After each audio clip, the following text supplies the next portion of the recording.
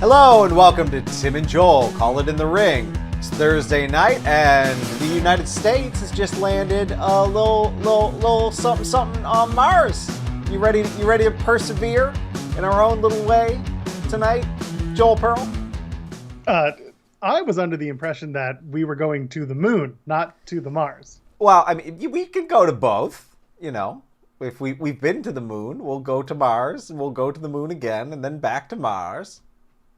Well, maybe you want to come along with us on a ride. And if you want to, you can like this video. You can subscribe to our channel. You can visit us, timandjoelpod.com.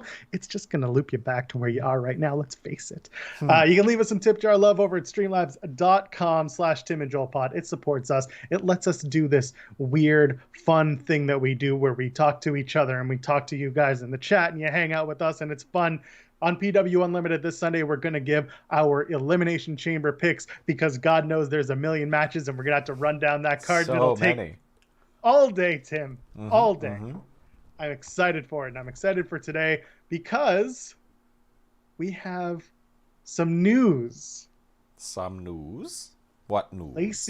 Lacey Evans is pregnant. Oh, that news. Maybe. Didn't we talk about this? I'm pretty sure I suggested a joke storyline vis-a-vis pregnancy and this terrible, terrible plot. Now, here's the thing. We absolutely knew that Ric Flair and Lacey, there would be some Space Mountain magic. We knew that. I don't love any of it, but we knew. We did know. We saw it coming. I saw a wedding. There's still time. That's a bit much, but okay. I was going the Tori Wilson and Al Wilson and Dawn Marie storyline, where Charlotte and Charlotte and Rick were at odds because Dawn Marie was dating Al Wilson and they were doing stuff and getting married in very, very scantily clad. I vaguely recall the storyline because I was probably like 12 when I was watching it. 2004 was a weird time. Oh, I was 14. There we go. Then you were having a great time. Great time. So Lacey comes up and they have their tag match, and then when she gets tagged in, she jumps out of the ring and she's like, "Guess what, you nasties? I'm pregnant." And everyone's just like, "What? What? What are you doing?" And then Ric Flair celebrates in a very uncomfortable way. Yeah, I mean, listen, if you're going to be Mick Jagger, you may as well just say, "I'm the daddy." Oh, I didn't love any of that. It's just all so weird. I jokingly suggested it. I don't know where this is going. I'm deeply disturbed. So, all right, we don't know for sure where it's going because, everyone immediately jumped to the matches off the table. The title match between Asuka and Lacey is off the table, right? Nothing has been officially announced on WWE.com. The match is still up. Lacey Evans hasn't officially tweeted anything or put anything on Instagram. WWE hasn't really acknowledged anything official saying, Macy Estrella, that's her real name, is pregnant. It's just happening. Yeah, like I So we don't know if this is kayfabe or not yet, is what you're saying. Exactly. And oh, good. The general consensus is that it's real. The pregnancy is real. But at the same time, we saw what happened yesterday. And we're going to get into all that with tier lists and with Kyle O'Reilly and fans and people popping off on Twitter with absolutely no knowledge. But things like that kind of get us in a weird space. It's not the same. What I'm saying, the Lacey Evans is not the same. It's different. But sometimes you have to wait on a little bit of news before you report it. This is one of those things. Yeah, fair. Makes sense. Let's say WWE is just being a little slow. Let's say they're not sure what they're going to do yet. They're trying to sort it all out because they just found out on Monday. And now they're like, "Oh my God, we're scrambling because she just changed potential WrestleMania plans." Let's face it. Yeah, because we kind of had a feeling things were going a certain direction, but all right. Yes. Now, what do we do? Let's fantasy book for a second. We get to Elimination Chamber. We have no idea who's going to do what. You've got a few options for you. What about Rhea Ripley? What about Charlotte? What about Alexa Bliss, Fiendess Bliss? Anybody else you can think of? Maybe a Mandy Rose? The looks on your face are not good. What do you think? Yeah, they didn't. They really. I mean, Peyton, I guess. Throw Peyton in there, give her a shot in place of Lacey. That's the only person who's been featured regularly in a way that kind of makes sense. She was last at the scene of the crime, too. She was the tag team Yep, partner. exactly, right? So, and she didn't come out of the iconic split as well as Billy did in the end, so throw her a bone. On the other hand, what about a pre-show, not battle royal, but a pre-show match to determine the challenger for Asuka later on in the night? Yeah, I think anything? I think some of that would be fine, right? Like they could do that. Just throw, they've got a deep division. They could just throw a bunch of women in the ring and see what works the best or who Asuka wants to work with. I don't know. Speaking of Asuka, you know that she hasn't really defended the women's title since January 25th, and I don't even count that because it was a no contest versus Alexa Bliss. Oh my God, was it that long ago? And before that, it was against Lana in a match that was 2 minutes before it was DQ'd and became a tag match back in November. Yeah. And before the last real singles defense was Lana again on October 19th in a squash match. But her last singles match that went over 10 minutes was her winning the title from Sasha Banks at SummerSlam. Oh my God. That feels so weird to me. I'm a bit surprised. That it makes sense though. Okay. They haven't. They got to write something for this title. They're focusing entirely on Sasha, I guess. And meanwhile, you bring back Charlotte. Speaking of Asuka, teams up with her TLC. They become tag team champions. She's left without a major story, and maybe her dad's about to leave the WWE again because of what could potentially be this whole Lacey Evans pregnancy thing. She's got to fit somewhere, right? She has to. Yeah. They won't let her not. I guess she's going to NXT. Do you think she has to be in the title picture to have a major impact on the division? Me, no, not at all. But WWE seems to treat it that way, right? I would love to see them book a women's just feud Sauce title, but they seem hesitant to. For a long time, that's been the problem. I agree with you. It's something that NXT tends to do, where they'll have a bunch of matches with the women thrown in, and they're starting to tell the story with, and we'll talk about it later, with Casey Catanzaro, Kaden Carter, and Tian Sha, with Xia Li, and everything like that. That's a thing that's happening. Yeah. In addition to, Io Shirai, Toni Storm, and then you've got the tag titles, things like that. They're developing, but yes, Raw, SmackDown, it's NXT is it's Raw and SmackDown. You get up there and then there's no place for you. Like Dana Brooke and Mandy Rose are only relevant insofar as their competition for the tag team championship. Same thing with the Riot Squad. They're not given they're given this kind of sort of thing with Billy, but that's not coming to a head. What their feud is, they're trying to get into the title picture. Which shouldn't be that hard, given that they're the only actual tag team, except for maybe Dana and Mandy now. But to say that it's made a major change into WrestleMania is probably an understatement right now, because again, a lot of people had Evans pegged as potentially winning the title and facing Charlotte at WrestleMania, or at least in some sort of fashion looping into the Mania program.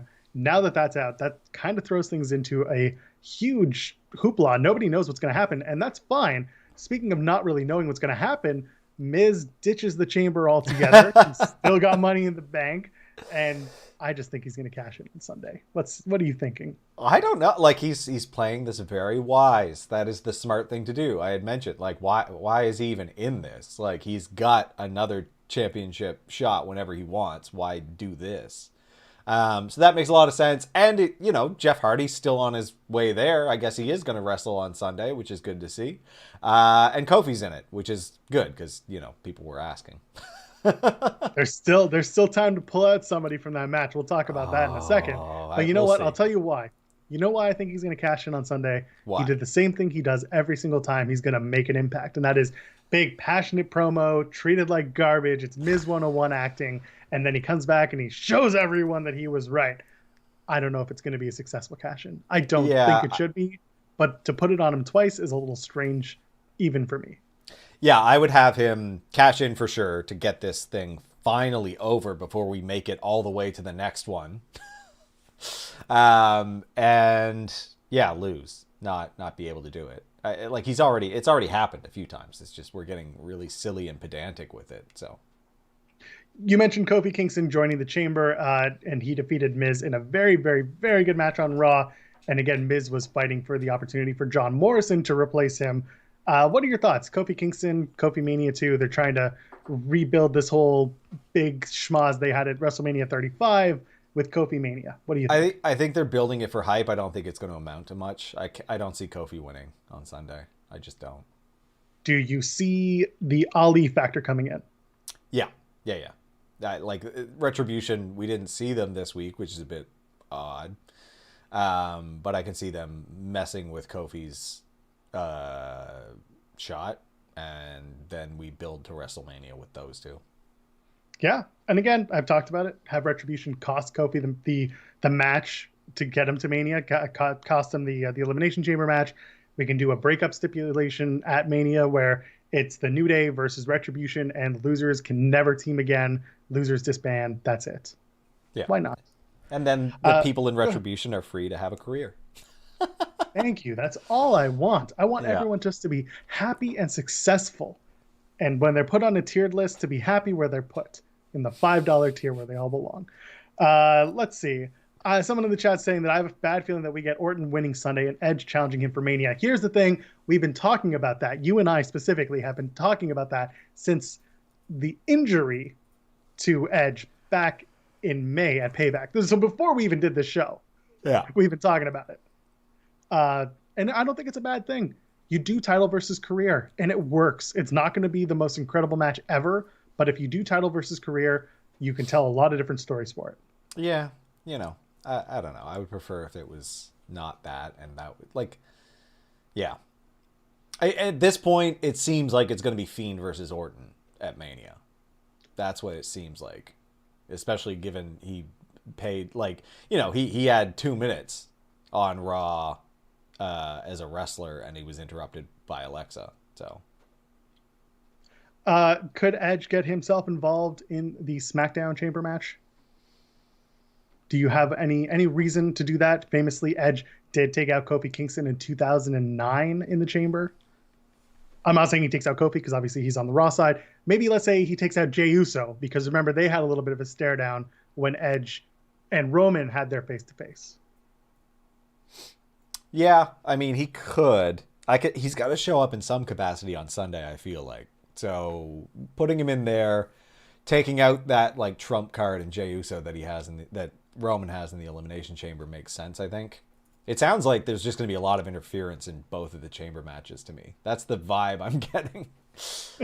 I can see, the Fiend's probably going to show up in some capacity too. So, well, if you want to show up in some capacity, you can like the video, and you can subscribe to us here on YouTube.com/TimandJoelPod.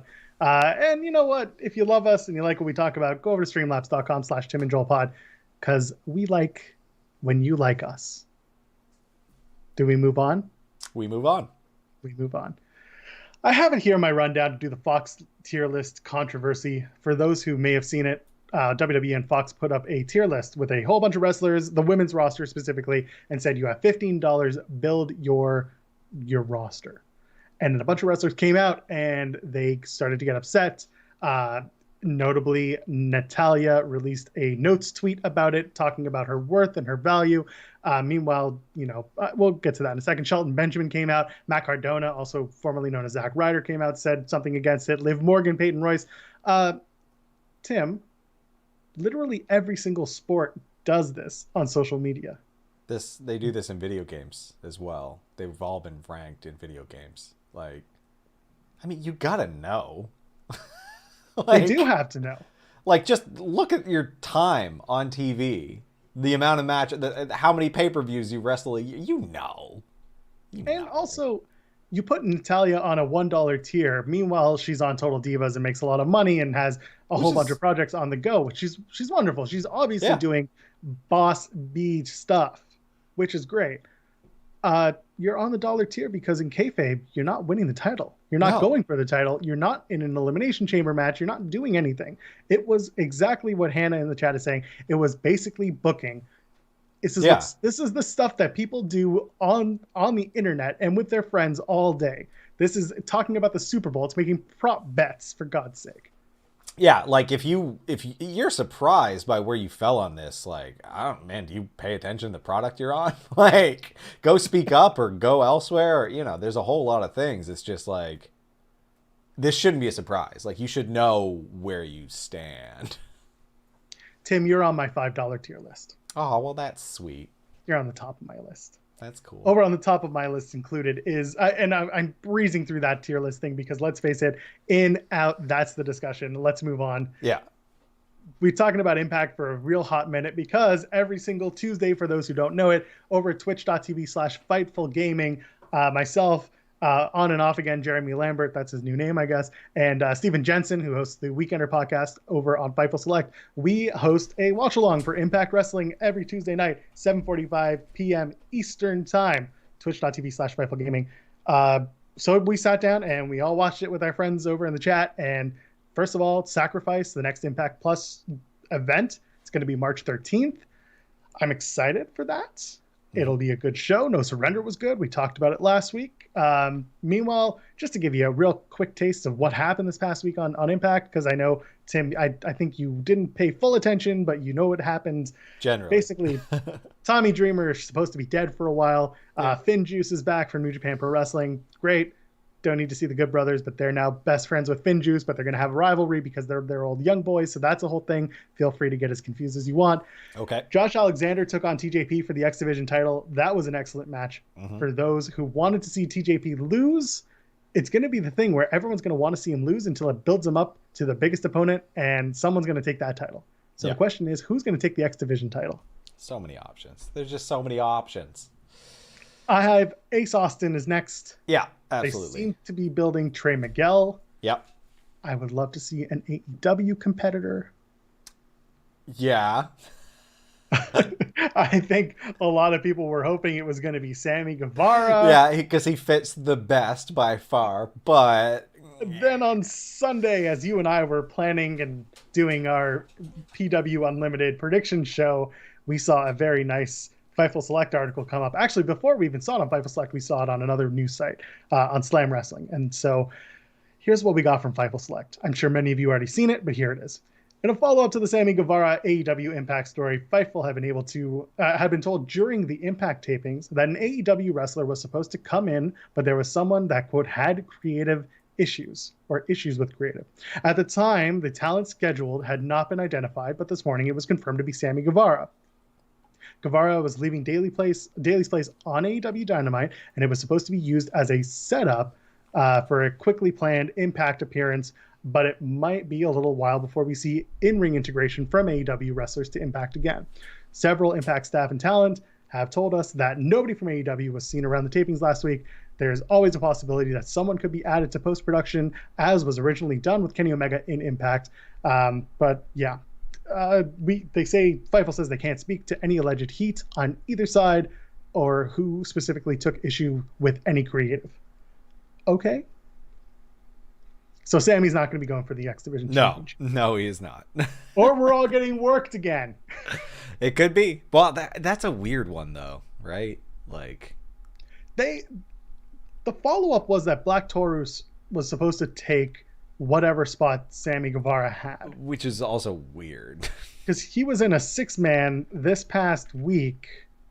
Or is it next week he's in one? Regardless, Black Taurus is in like this weird situation that was meant for X Division wrestlers. So I guess it kind of makes sense, but it's very big fan of that Black Taurus. Yeah, me too. Not the car. Tony Khan calling his paid spots a charitable donation. Absolutely. Excellent. So if you good. go back, watch it. Always good to watch Tony. They're a little less drunk this week, though. Yeah. It's had its ups and downs, you know. They go with the flow, man. And it looks like I'm assuming at Sacrifice, we're going to see Jazz and Jordan Grace take on Susan and Kimberly. Yeah, that's what they're building to. So, I mean, I'd love watching Susan. Like, it's so funny to me every time, and I don't know why. Like, it's not getting old. I'm waiting to see Jazz get her Knockouts Championship match, and then things get more intense between her and Jordan Grace because, let's say, they lose to Kimberly and Susan because of some weird thing like it happened at No Surrender. I wouldn't mind seeing them eventually tee off on one another. Why not? Yeah, for sure. And if you want to tee off on us, just like the video, subscribe to us, tap the bell, get the notifications. Do it. Do it. We'll move on from Impact because I don't want to dwell too much on Impact. You can watch it with us on twitch.tv/FightfulGaming every single Tuesday at 7:45 p.m. Eastern. AEW, Tim. Are you going to pay me your royalties? No. They're my royalties, damn it. I've worked hard for them. Also, it feels complicated to just transfer that. How do you think that will go? The loser will have to pay the royalties. So Hangman Page versus Matt Hardy at Revolution. Sure. It's great. Yeah, part of a larger sure. Hangman story. Of course. But how do we get the royalties, Tim? I don't know. Is there going to be a lawyer on hand? Yeah, I assume a couple. Some that aren't in costume. No mascots next time. They have to. Like, the whole thing seems kind of weird. Like, I'm into it. I really like the bit they've got going. The little switcheroo last week was pretty funny. And then I assume Matt Hardy read the contract beforehand in order to set up all that stuff. But I mean, maybe not. He read it like he hadn't, which is confusing. So, but he thought he pulled one over. Which member of Private Party was in the costume? I can't recall. Was it Mark Quinn? I don't know. One of the Private Party guys. So, like, you had to know in advance to set that whole thing up. Nah? Huh? Oh, that's a good point. I guess then Hardy knew. He was just playing coy. Except he read it like he did. Anyway, it was, I don't know. Listen, at the end of the day, all I want to know is, like, who needs $3,700 that badly? Also, why $3,700? That's such a weirdly specific. That must be like an inside joke or something. Gotta be. If it's not, then it was just off the top of his head. Yeah. Very funny. 3,700. Here you go. And they were into it. I mean, I'd be into it. I'd beat up Hangman. I did like Hangman saying, a friend once told me to always carry extra papers. It was nice. It was a good tip of the hat to our friend Brody. But at the end of the day, having Dark Order come out and save the day, that was great. It was really good, yeah. Didn't think I would be, but I think the match for those two at Revolution will be a lot better than people are expecting because it's about money. It's about actual stakes that matter in wrestling. Yeah, I mean, I hope it's good. Like, the match that preceded the spot was kind of wonky. Like the TH2 Matt Hardy Hangman match. Like, a couple of weird missed spots there. Seemed like Jack Evans got... Match. Yeah. No, it's not. They're better. They're pretty okay. But it did seem like Jack Evans, like, blew up at some point because he was just all over the place. Yeah, I like TH2. Me too. I like them so much, but like this was a weird match. I don't know. Matt Hardy seems increasingly more difficult to work with in my mind. That's what I get. My whole feeling is like I watched Lucha Underground. That's where I was introduced to those two most. Yeah. And it was easy to get over with Lucha Underground because everything was heavily edited, so everything was able to look great. Pentagon, who was not always, or even Phoenix, they're not always the most crisp, clean wrestlers. They've learned over time because they've worked Impact shows and live shows. So it's gotten better. But, Jack Evans and Angelico aren't always on TV. So they're still kind of getting their wings, which is ridiculous because Jack Evans has been in the wrestling business for like 150 years. Yeah. So I don't know. But it was, every match that followed it was pretty strong. It was just that normally the first match on Dynamite is like very, very solid. And this one just didn't have that. So I was actually really interested because, like you said, normally both shows end up opening with big hot openers, and NXT opted to go right into the Adam Cole Undisputed Era Kyle O'Reilly business, and we'll get to that very shortly after we run down our AEW card. Maybe we can talk about exploding barbed wire deathmatch Kenny Omega. Maybe we can. I guess we can. That sounds fun. I've never seen that. Is that a thing? Is that a thing elsewhere? Yes. Go and watch old FMW tapes from the late 90s. Someone going to die? something like that. Okay. There have been many, many, many, many, many matches like this before.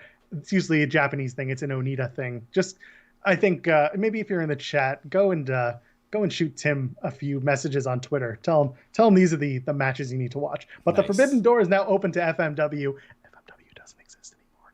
Oh. And meanwhile, you've got kindergarten visitor Kenny Omega too. Yeah, that was fun. All I have to say about that is poor Nakazawa and poor Alex Marvez. Yeah. Marvez was just there. He was just there for career day. Like Right. I just have this feeling it was like one of his kids was like, Daddy, please come and tell the class what you do for a living. And Marvez is like, I guess I have to get into my AEW suit because I only have one. And then he went and he's like, oh, Kenny's here. My good friend Kenny. Maybe we'll ask him a few questions. And then Kenny was like, no, get the hell out of here. And he's like, I'm not here for you though. And he's like, no, get out of here.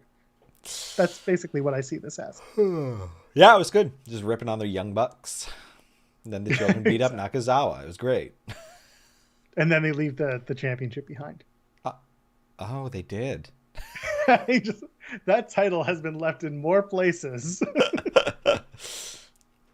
And yes, Alex Marvez being just in places for interviews, like just being a surprise journalist, is the best. I mean, he knows where the scoop is. He's got it down. It's in his bones. Turns out he's the best in the business. Just I wish the best in the business had a better wardrobe. Yeah. Proud and Powerful taking on Young Bucks. What do you think? What did you think of the match? Match was good. I liked it. It didn't end the way I wanted it to.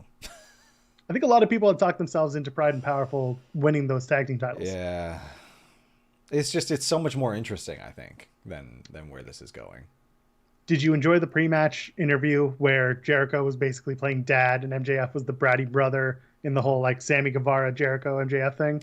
Yeah, like he shut it down, which was pretty cool. Over and over again, they keep saying like, we watched the show. So like eventually some people are going to have to get wise to this. Like, stop.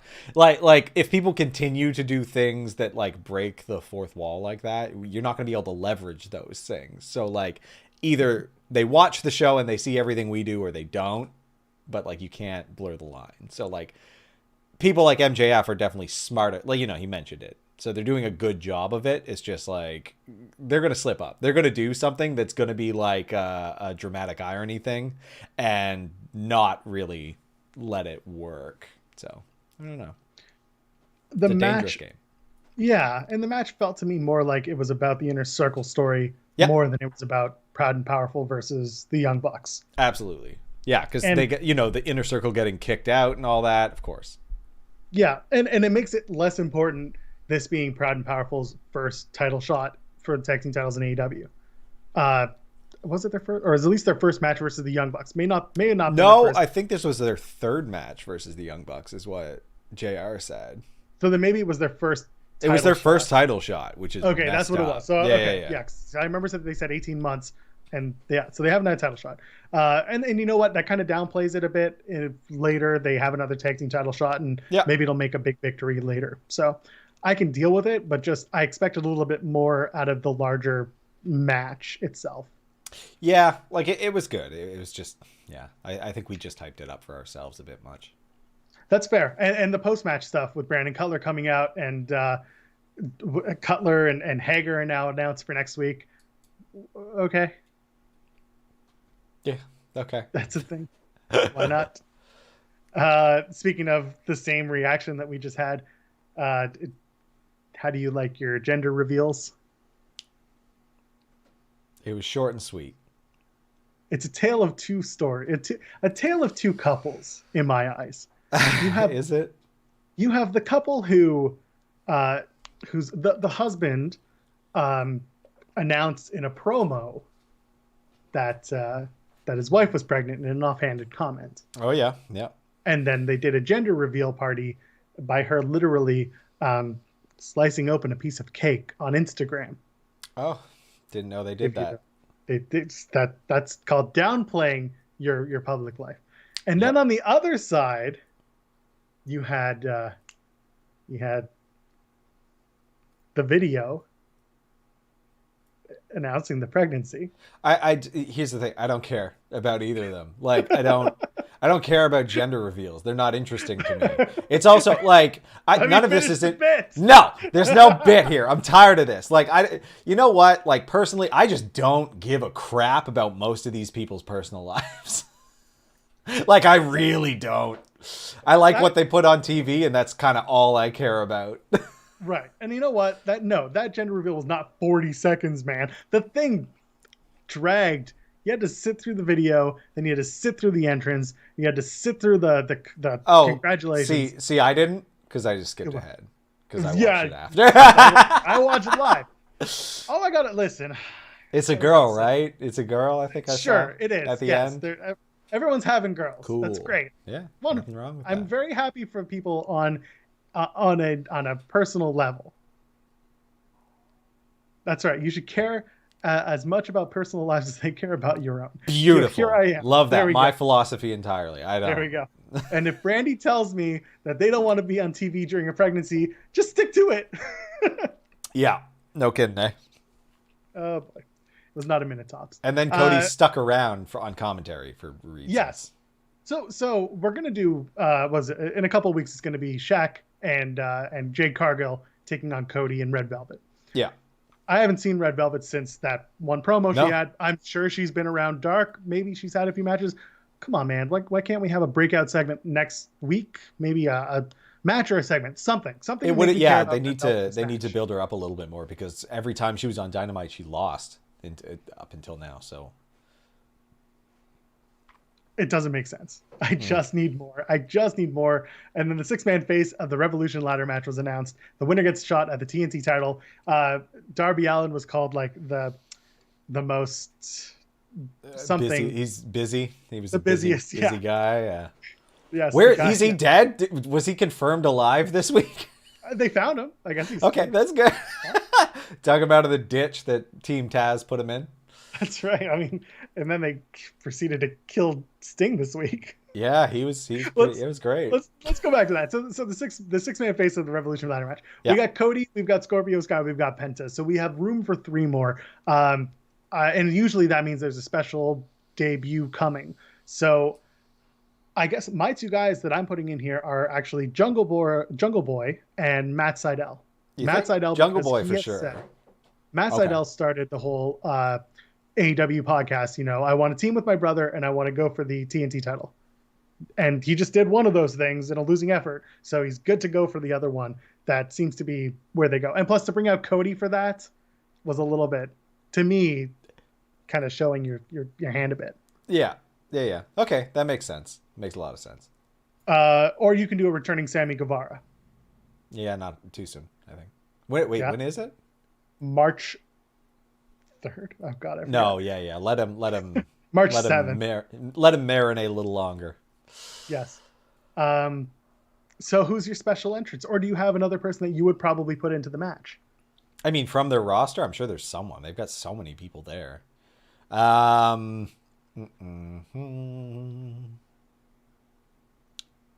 Kazarian's been fun, but like one of the like maybe Orange or Chuck Taylor actually would be good, I think. But, oh, that'd be interesting. Yeah, could do that. Get Orange Cassidy in there. Yeah. In a ladder match. Yeah. And then your special debut. Someone had said Ethan Page. That'd be great if it's him. I don't know if I love it, but I don't know if I hate it either. I like it. I think he'd be good. Maybe it's the Ethan Karate Page Man. ladder. And then apparently this week I forgot to turn the clocks forward because Riho and Serena Deeb had an excellent match. Yep. Both women looked very, very good. And it was a 15-minute match. It was long. Liked it. Yeah. And early. I'm looking forward to it. To Rio and Thunder Rosa next. Yeah, that'd be good. And then we'll have to hear that Rio's 98 pounds for another 20 minutes straight. I think I'm done with it today because I just did an hour about that earlier. It was like just so annoying. Like, dude, think of it, like, just find something else to talk about. I've been told multiple times, quote, "It's on the sheet, asshole." I believe it's on the sheet. It is on the sheet. Most people look at, like, once they've used one item from the sheet, they don't continue to just use the same item. They go through the sheet, the entirety of the sheet. Did they seriously just put 98 pounds, talk about her like she's a child? If you're JR, nobody else. I said this in other places. I think what I really need is for the emphasis on the weight to come in, and really not even the weight. I don't care about her weight. I see that she is much smaller than most of the people in her division. So I want to see them talk about her size when she's facing Nyla Rose. Yeah. I want to see them talk about it when she's facing someone that is physically bigger than her. And Serena Deeb is not that much bigger than her. Very similar heights. Like it was anyway. It was just Riho's like much smaller and much skinnier. I get that, but it didn't work. And like, say one. Just say it once. And we're good. I don't care if you say it once. Don't say it 30 times. And if you had a chance to watch any of the brackets on YouTube, they did the first round with the Japanese talent. I do recommend going back and watching the 3 matches that they aired because they were very, very good. Everyone's favorite, Maki Ito, was unceremoniously dumped to a lot of people's dismay. Very disturbed. Disturbed. Disappointed. Really? I wanted more. More, damn it. Oh, I think we'll be seeing a lot more of her. You think? Yes. What are your thoughts about having the brackets on YouTube? Do you have any burning issue with it? Disapprove. I don't. It's too much wrestling. I didn't watch any of it. There's too much wrestling. So I don't know. Yeah. Put it on TV or I ain't going to watch it. Fine. That's you. I'm fine with it. It draws their eyes to social media, to social channels. It's no different from the WWE running exclusive content on a free network platform. Also, don't watch that.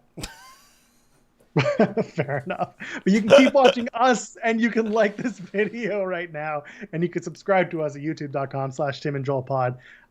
You can leave us some tip jar friendly love. Streamlabs.com/TimandJoelPod. One day I'm going to put it in the video that it actually says. It's in the description. But yeah, that's the thing. What else are we doing here? We're going to do Elimination Chamber predictions on PW Unlimited. PW Unlimited. That's this Sunday, and it's going to probably take a full hour because there's so much to talk about. So much. Much Big like show. NXT. Let's do it. No women's Elimination Chamber this year, eh? Yeah, that people keep talking about it. I don't want them to put 3. Let me be clear about that. It's fine that there isn't. It's just like, yeah. Anyway. I more take issue with the fact that the one women's championship match they have right now is currently in jeopardy of not happening. Yeah. That's where I stand with issue. So Sasha's just not defending this time? Like it's just a month off? I think tomorrow night on SmackDown, I think we're going to find out that she is. Quickly made match, yeah. Or they'll do a tag match with Bianca Belair and Sasha versus the tag champions. Even though they're set to defend on March 3rd on NXT, and we'll get to that in a very quick second. I'm being asked in the chat if I think that Tay Conchi will be over Nyla Rose next week. I don't know. I really don't know. That's a good question. And this is good because I'm glad that they've built up Tay Conchi to a place where we're asking if Nyla Rose can be beaten. No, I see her losing. It took a minute though. It took a hot minute. I think it'd be interesting to do it if Anna Jay helps her out behind the ref's back. Yeah, and again, then you'll get the Dark Order doing like heel tactics. But I mean, it's Vicky Guerrero and Nyla Rose. Like you can heal it up a little bit, I think. Yeah, and then they follow up with, I think there's a shot that she could break a bracket. And that's a good point. We saw that on people's brackets on the Japanese side for those who did it with Maki Ito. I don't know. And Nyla versus Britt Baker in the semis doesn't make sense to this person. No. Yeah, that's a good point. So maybe there's something going on. I need to look better at the brackets because I didn't. I was very focused on the Dusty Cup brackets, those two, than I was on this one, admittedly. Because this one kind of came out of nowhere. Yeah. Man, what is with the Eliminator stuff? Is that a thing I should be aware of? Like, why do they just keep putting the word Eliminator into everything? I assume they want to get their brand over. It's a weird I don't know. It feels incorrect for some reason, the way they put together these titles. You don't want the Eliminator. It's just unusual. I don't know. It's fine. Barbed wire deathmatch Eliminator. Yeah, right? Like, I feel like someone's going to be deleted. Oh, man, I hate that bit. I hate that whole gimmick. I forgot about it, and then he did the, like... I was like, All right, let's talk about it. We're here. We're at NXT. We're talking about TakeOver and Vengeance Day Fallout. You saw what happened at the end of Vengeance Day. I saw it. You saw it. The world saw it. UE, no more. In turmoil. You think they're going to come back? No, I don't. But it's going to be a big ruse. It's a big work. Everyone's working each other. other. But who's going to take Roderick Strong home? Bobby Fish. Yeah, if they could just leave, they'd be like, no, you know what? Let these two idiots fight. We're doing our own thing now. Again, notoriously absent. Bobby Fish is going to come back. He's going to take Roddy with him and be like, no, I'm saving this child. Yeah. This is my Underground Railroad save. My God. Adam Cole wants the NXT title, though. Yeah, makes sense. At the end of the night, he was raising that title high. He took out Finn Balor. He took out Kyle O'Reilly. Everyone thought Kyle O'Reilly was going to die. That's a whole thing we're going to talk about in a second. I still am waiting on Walter's Florida vacation. Yeah, didn't turn up. We were real wrong about a lot of stuff, it turns out. Like just so much of what we've talked about for the last on Sunday and then last Thursday just did not happen at all. Like, we were just way off. And I like to be wrong with wrestling, right? Like, I want my expectations subverted on a lot of stuff, and I want to be right about everything always. Oh, that's unhealthy. I'm wrong about many things. So it works. And yes, the NXT title picture is stacked, and I'm looking forward to how you navigate this whole title picture, especially going into your March 3rd event, because they have to counterbalance the Shaq thing. And you also have to deal with WrestleMania week TakeOver. Yeah. And you've also got the Spectre of Edge in that stack as well, which is a mess. So, I mean, I don't put Edge anywhere near NXT again. Yeah, me neither. But, like, you know, they want you to believe. All right. You know what they had us almost believing last night? Yeah. So Kyle O'Reilly gets a super kick from Adam Cole. Yep. Gets a brain buster on the steps. This is about 3 minutes left in the match. He's out on the floor, selling, knocked out, looked like dead. I mean, all you have to do is close your eyes. But yeah. And he was collapsed, and he was selling real good. So here's what he tweeted today. And we'll get to what happened that he had to tweet it today. Said, thanks everyone for checking in. Your love and support truly means the world. I was placed on a stretcher last night out of concern for my neck and receiving a brainbuster on the steps. Thankfully, I can move around somewhat okay today, but I may need some time to heal. As much as that hurt and sucked last night, the betrayal was worse. Coming back from this stronger and with a thirst for revenge, best served cold. Yeah. Okay, babe. Yes. Because, unfortunately, someone decided to run with a much dumber story last night. A fan in attendance. It wasn't even a fan in the end. It turned out it was someone who saw a fan's video of the stretcher job saying that Kyle O'Reilly had suffered a medical issue. All right. Then Twitter went nuts. And I was just as guilty in this because I got swept up in it. Really? And yeah, I did, because I started getting DMs and I started sending DMs and we started having conversations about what it could be, and people were asking around, and things were going in a way that got way out of hand quickly. So let's just, again, going back to Fightful Select, speculation ran rampant last night after NXT when Kyle O'Reilly was stretchered to the back after an attack by Adam Cole. It was a storyline all along, but unfortunately one dumb fan posted photos of it, and it started rumored that it was a seizure. Considering O'Reilly's history with diabetes, this caused a lot of concern among even the NXT roster, who weren't sure if the situation was real or not. This isn't out of the ordinary, as most of the roster isn't clued into all aspects of the creative. Of course not. WWE sources we spoke to adamantly stated that this was not a, quote, seizure storyline, end quote, and no mention of such was brought up when the angle was pitched or executed. When WWE realized how out of hand the incorrect rumors were, they sent word that it was just a storyline, and Kyle O'Reilly tweeted about it, which are the ones that we just read today. Yeah. Now, going back to all of this, Once that whole seizure thing came into play, it did change a lot of people's perspectives as to what was going on. Now, this is where WWE got real smart. Okay. They, instead of having one of the NXT talent or one of the NXT hosts say something about what's going on, they actually had Ryan Satin from WWE on Fox do it. Ooh, because he is their official insider, quote unquote. And so you keep the mystique of the work, you make it look really smart, and you're just telling people like, hey, I heard it's a work, and if it's Satin saying it, then it's got to be true, because he's the guy with the inside edge. Like, he works for the company through Fox. Like, it's just it was perfect PR for me. I was like, oh, that's wonderful. This is an edge case. This is not something that happens really ever. No. And I said it on Twitter, the only reason that this mattered, that this whole thing became bigger than it was because Triple H came out. And when Triple H comes out of character from NXT as, you know, the creator of NXT, when he does something like that, people don't normally see it as a work. They see it as something that's going on for real. I mean, he's not that unpresent. Like, he's in there periodically. And, like, even the bump didn't look that bad. So, I don't know. He's never on NXT TV anymore.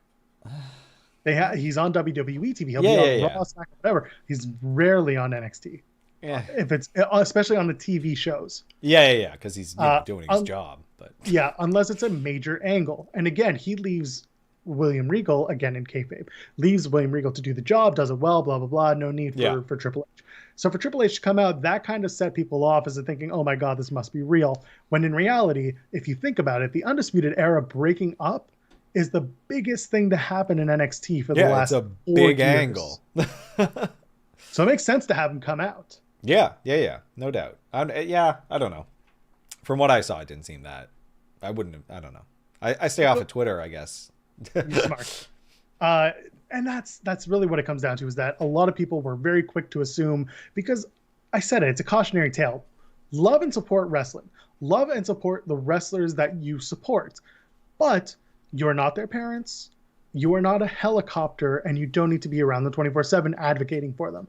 They are very much capable of making their own decisions, making their own mistakes, and they know a lot of the time better than you do as to what's going on in their job. Yeah. I mean, I don't know. There was also some speculation about MVP's knee after Monday too, right? Like, a lot of this stuff is kind of in prime this week. Yeah. And I get it. I'm seeing in the chat people saying, you know, it's a stretcher job done off television. The fans knew he was diabetic. I don't blame them. I don't blame people for being concerned, but I do blame people for taking things a little too far and speculating and sharing the same photos over and over again. It just didn't have to do. It got spread because a fan decided to say what it was when it wasn't. And yeah, I mean, doing it off TV is weird. Like, there is that. That's NXT though. That's an NXT thing. They do like the injury report every Thursday morning where they'll show, you know, so and so was taken out to a hospital, blah blah blah. So that's the way that is. Meanwhile, what's not a work is Tony Storm attacking Io Shirai, but for some reason the camera guy had to keep taking photos. Oh, you love it. Do you think they do it on March 3rd, or do you think it'll be a takeover show match? Those two. That could probably be March 3rd. I don't think that needs to be built to takeover. I just don't think there's enough there. But maybe. Yeah. Speaking of March 3rd, MSK are going to challenge Oni Lorcan and Danny Burch for the NXT Tag Team Championships, and Raquel Gonzalez and Dakota Kai will take on Shania Payne for the Women's Tag Team Championships. That's going to counter-program Shaq and Jade versus Cody and Velvet. I'm for it. I like it. I'm going to enjoy that. That's probably enough. Like, that's the thing. I don't think... I mean, yeah, they're going to stack that show, and I think they're going to do a good job of it.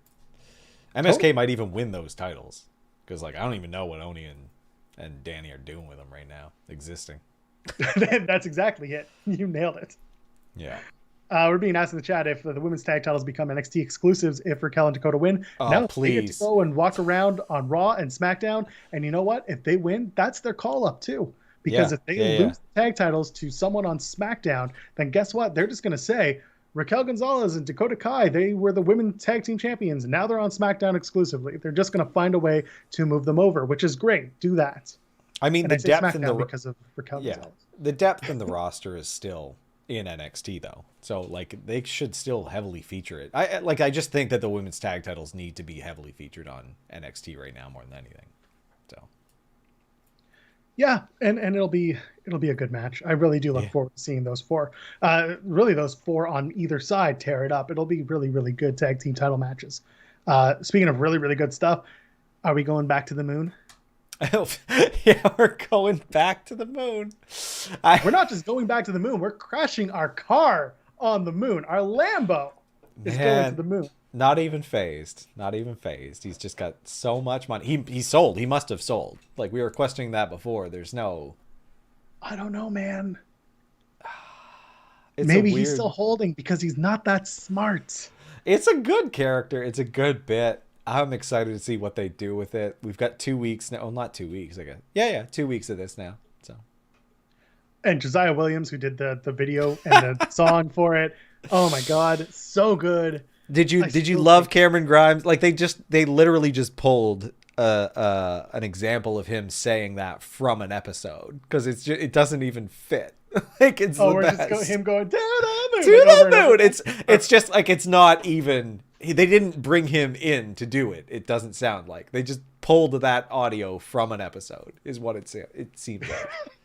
Yeah, and it's it's perfect. It's good for Grimes. And some of the chat saying the crazy part is the storyline is supposedly a shoot. And we talked about it on last week's episode that if you followed Cameron Grimes from like late December last year, he was talking about investing in GameStop. He was talking about investing and making money in the stock market. He had been planting these seeds or legitimately making money on the stock market since his injury. So best thing that ever happened to Cameron Grimes on and off camera. Oh my God. Well, I hope for him that is true. That'd be great. Good Speaking of great, Zoe Stark had her NXT debut officially, formerly known as Lacey Ryan. If you have a chance, go check her out on the Independents. She was the Mission Pro Wrestling. I think she was the champion, or at least had a match recently for that championship before debuting with NXT. Go check it out. Zoe Stark had her debut, beat the crap out of Valentina Feroz, who, by the way, Valentina keeps being the person losing to all these incoming... She's a good punching bag. She's a great punching bag. She is the Leon Ruff of the women's division. Yeah, and she's got, like the little feather boa on her. Like, it's just like, okay. Every time I see her, and they're just like, and this is this person. After they, someone is introduced. I feel bad for her. It's weird. They did a really good job with her, and I think everyone's going to enjoy watching Zoe Stark kind of climb the ranks in NXT. Yeah. She looks dominant. It's good. I mean, it's rough for some of their talent who have to just be the recurring squashes because they can't do like road talent like they're used to. Yes. Speaking of road talent, we had SmackDown. Yep. And Seth Rollins is back on the road, baby. Give me that suit. Give me every piece of that hideous. I want it. I want one for me. Shirt and all. Do you think the socks were leather? Absolutely. That's the sweatiest bloody thing I've ever seen. A lot of baby powder. Oh man. Yeah. Speaking of baby powder, you can like this video and subscribe to us on YouTube. I didn't have a thing. Okay. YouTube.com/Tim and Joel Pod. Okay, yes, we talk about that fit. That was great. So he comes out and he does the whole, I've had a premonition. And he becomes dickbag father Seth Rollins. Yeah, it's like I was like, okay, now we're breaking this, but no, okay. And no character revamp. Same bit. Yeah. I was like, oh. Okay. Now, where do you think Seth Rollins fits in on a brand where your cocky heel is your Universal Champion and is doing an extremely good job at it? Bootlicker. In Roman Reigns. Bootlicker. He ends up as Roman's lackey. Oh, I don't hate that idea. Yeah. But the two of them can't coexist like that. No, they'll fight. But eventually he ends up like a beaten dog, and he's something for Roman wearing that pleather suit. What job do you think a man in a pleather suit holds? Someone in a deep freezer because he'd sweat all day if it wasn't. Yeah, I don't know. Something. They'll find a place for him, I'm sure. Who told him that was the idea to go in a leather I don't suit? know. Does he get any say? Was that his say, or was that someone being Guaranteed, like, yes. "This is what you're"? Yeah, I know. Absolutely. Oh man. Well, all A lot of right. people talking. He did his thing. I liked it. It looks cool. On the other side of it, going back to Roman Reigns, the Roman Reigns chamber plan. Now, what do you think about it? Roman Reigns not in the chamber, but Roman Reigns at the chamber. Pretty good. Like that was what needed to happen if they're going to do a chamber match with him. Like, because we gotta hate him, and he keeps dodging all this stuff, and he's getting by in like the slimy ways, and him saying like they get a shot immediately after is just like, oh, when they're all being, oh, like it's such a cheaty thing. Like it's great. But if Roman's going to face the winner of the Elimination Chamber, will it be directly after the chamber, or will it be later in the evening? That's going to tell us, whichever match opens up, that's going to tell us what we're doing.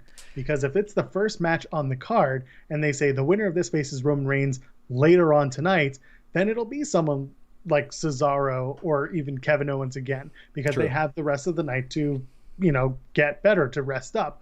But if it's immediate, then the field's open. It could be Corbin. absolutely anyone. Yeah. It's going to be Baron Corbin. Oh man. I mean, it's exciting. That lends a whole lot of excitement to it, because I have no idea how they're going to take it. Like, it could go in any direction. They'd all be interesting. Cesaro is getting this big push, which is lovely to see. And, Kevin Owens came in and stunned everyone. So, yeah, I'm seeing Kevin Owens getting an immediate spot in the chamber. Didn't sit well with me. A dude who lost 3 shots in a row he needed a qualification match. I see what you're saying. I also think the last match that he was in for the Universal Championship, he was this close. He won it. Like, he won it. He won it. They botched the thing so thoroughly that it was like very much like, oh, you won this match, which I thought was good. Like, it added to this story more than anything. And on top of that, the other matches he had as well, he was duped into losing. True. So I see it. It doesn't look great that KO keeps losing, but he keeps losing because Roman keeps cheating or finding a way to win. Yep. And again, this is another match where Roman Reigns has a very distinct advantage or some sort of gimmick in order to get into the match.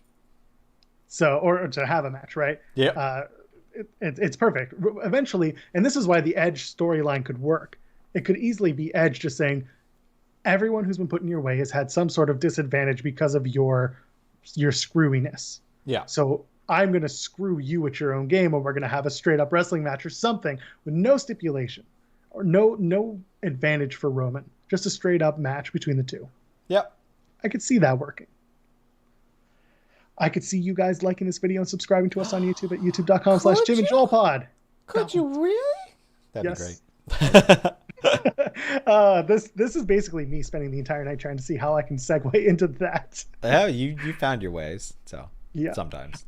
And now we're being asked in the chat, what do we think of Seth's Grand Return and how does it play into Elimination Chamber? We covered the first part about the Grand Return. Yeah, sweaty. No character change. Confusing. No, that's true though. No character change, other than the fact that he's now just a dickhead who's a father. Yeah, and they like gave him the other music back, I think, right? But yes. So what do you see him at the chamber? Does he maybe take someone out to get into the chamber? No, I don't see him there at all. I see him not being on this pay-per-view because they don't know what to do with him yet. I think he was supposed to come back and then he didn't come back, and then they brought him back. And I think they just they're not even sure what to do. I think there's space for Seth Rollins in the Intercontinental Championship scene. Yeah. Yeah. He'd be a good, yeah, exactly. But you got to get Apollo Crews out of there somehow. Yes, that's the other thing. You had your chance. Stop coming out. We're done here. And Apollo's just like, I'm not done here. I'm not done. I'm not done until I eventually win. Which, is not against that happening either. If they take it off of Big E, they take the Intercontinental Championship off of Big E, they put it onto Apollo, who then loses the championship to say, Seth Rollins, sure. But then in Mania, he can join his buddies in the New Day, and they can go off against Retribution in this big match with the big stipulation. Yeah. I don't think people would love that though, because they want No. Big E to have this big Mania moment. He's got to give it to him. Yeah, he's got. I think a big singles thing would be more beneficial for him. Absolutely. Being asked about Apollo being worked into the Roman and Paul stuff, we haven't seen him, but I like that they've laid the groundwork for that. I think there's room to do that again. What do you think? I think they just did it to position him as a heel now. Right. Like, I don't think he was fully, heelish up until that meeting, but when he sat at the altar of Roman and learned from him, that's all I think that was them showing us that Apollo isn't afraid to play dirty now. Right. I agree with that. And then also in the chat, they're saying Cesaro being attacked by Seth so that he could take Cesaro's spot in the Elimination Chamber. Don't do that. The only problem I see with that is you create a disadvantage for the heel face dynamic, because right now it's 3-3. And we'll talk about that right now, because tomorrow night on SmackDown, in a 6-man tag team match for, I swear to God, this is what they said, momentum. Okay. It'll be Kevin Owens, Daniel Bryan, and Cesaro taking on Jey Uso, Sami Zayn, and Baron Corbin. I'm excited to see KO and Sami Zayn face off again, potentially. That's fun. Yep. Now the Okay. roles are reversed. If they said it's for momentum, there is now, in my mind, a risk that Cesaro is not making it to the chamber. Oh, dear. Because if they're going to talk about it that way, and then the baddies get the momentum because there's now a fourth baddie, that could be the story that they tell in the chamber, right? That the dirty players are trying to deal with the other two first. So Okay. I don't hate it. And that's how you keep Owens strong, by having him be 4-on-1, basically. So he'll lose. He'll get him out of the picture, because he's got to be out of the picture now, because we've done the program. Here's my final question to you, Tim. All right. Where does Baron Corbin fit into all of this? He's going to wrestle Dominic at WrestleMania or some crap. He'll wrestle this match, and then he'll end up right back where they left off. Okay, fine. I'll take it. Yeah. I think we did it. I think we got through a week in an hour. Holy crap. That's good, because I got to pee so bad. Keep it in the audio. Mm-hmm. Oh, folks, we love it when you hang out with us. So for now, Tim, where can the kids find you? Kids can find me at TimStoneP, TimbStonep on Twitter. You can find the show over at timandjoelpod.com, youtube.com/timandjoelpod. You can like the video. You can subscribe to us. This Sunday over on PW Unlimited, we'll give our Elimination Chamber picks, because we wait until the last possible minute to do it. And then, nothing goes awry that way. Yeah, no. Over on Fightful Gaming, you can find me doing my thing. We play video games. We talk about life. We do the whole thing, twitch.tv/Fightful Gaming. And you can leave us some tip jar love over at streamlabs.com/TimandJoelPod. For me personally, you can find me everywhere at Joel Pearl, JoelPearl. I love to talk with y'all. I love to interact with y'all. And for now, for your friends, for their families, for their dogs and their kittens and their wives and their friends and their families. I did the friends and families thing twice, didn't I? I don't Anyway. know. It gets longer every week. It does. That's the gimmick. Okay. Ladies, gentlemen, friends beyond the binary, enjoy your wrestling, and we'll see you next week.